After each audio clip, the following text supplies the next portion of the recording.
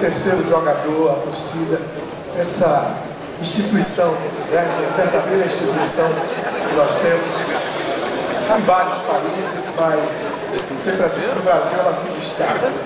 Porque ela vai com a cultura inteira, para os estádios, para as casas, para os bares, para os lugares todos do Brasil. É o samba, é a alegria, é o carnaval, é a festa junina, os lugares onde o São João tem expressão mais forte. Enfim, a torcida é fator primordial na vida do futebol, especialmente no Brasil.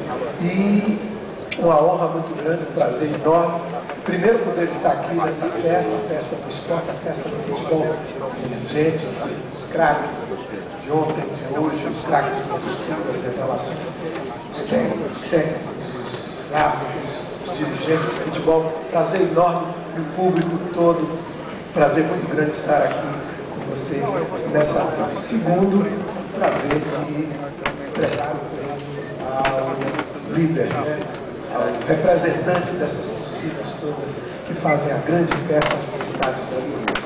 Prazer muito grande.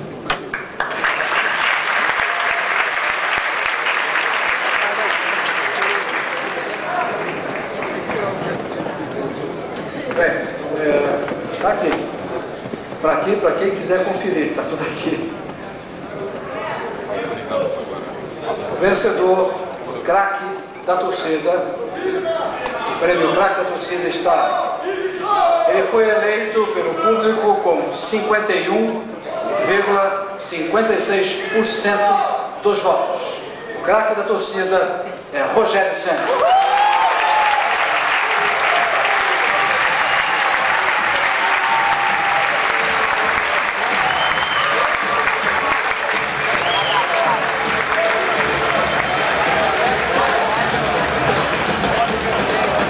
Ó o baixinho.